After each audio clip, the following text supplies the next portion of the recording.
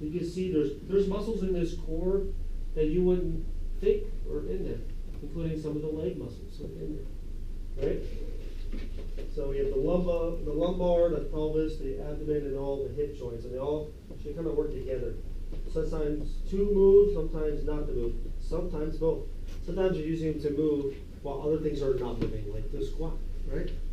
You're moving, but you want something else not to move at the same time. So this here are the categories for the muscle groups. So we have the local stabilization, the transverse abdominis. That's the most important one, the one we're trying to keep straight for the squat. TVA, transversus abdominis. It's horizontal. It looks like a human belt. It does a very small movement. It's compression to the spine. It just does that. So if you're laying on your back, you compress it. So let's try it in your chair right now. So sit with good posture with your back against the chair. And that little sphinx there, right there, put your hand right here. And then try to press your lower back into it by pushing your belly like this. And feel it gets all tight in here. But this isn't like totally like you're getting punched in the stomach. It's more of a drawing in maneuver. You breathe out. And then you feel the pelvis tilting in your chair a little bit. All right, it's tilting. And if you exaggerate it, your pelvis tilts forward and you arch. And then you flatten it. But you're like, you feel that. So now, let's brace. Let's do the bracing. In your chair, act like someone's about to punch you in the stomach. You feel the difference? You're like flexing all this, and you feel the rectus abdominis firing. That's the difference. So if you don't want to do that when you're doing a squat, because then you're going to round your back most likely. If you're good, you can kind of do a little bit of both at the same time. So the internal oblique is on this list because it also does the same thing. That's why it's on this. It's not because of this stuff that says oblique. There's the external oblique that works with the internal oblique for that. That's why it's on this list.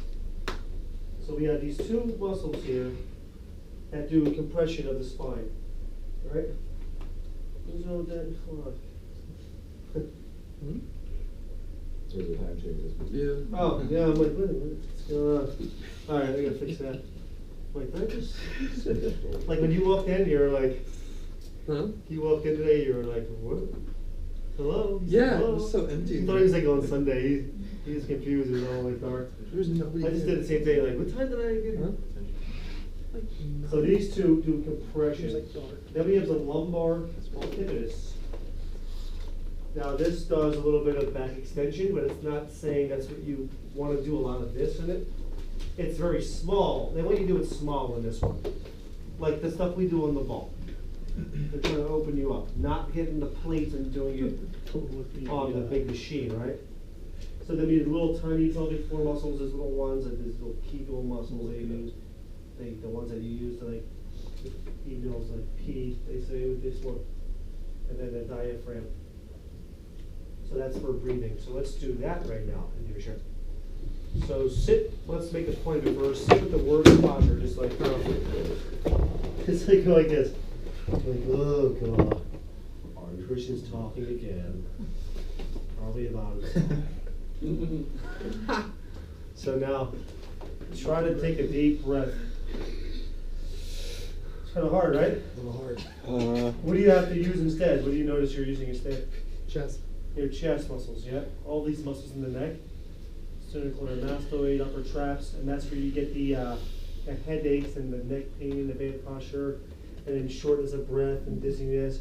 So when you're tired in the gym and your clients are tired, that's what they do. They go like this. It becomes really fast and short, and then when people panic and they start feeling dizzy, it's like you're going to pass out. And people do it on the airplane, and they give you a paper bag.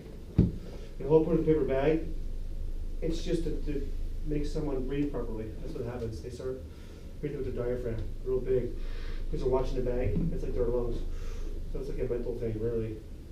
So now, if you sit upright, and then you can take a really deep breath. But from your belly, your chest shouldn't move. Like that's your belly. When it pushes out, like a vacuum. Breathe in your nose. very relaxing, actually. You can literally stretch farther instantly than breathe properly. So you can even do it with your, let's try it with grabs since he's so flexible. Come on up here. So you're gonna, he's gonna try to like tense on purpose and try to touch his toes. Like, So hard. act like you're just tense and like you're holding your breath. And just reach for your toes. Now take a deep breath in.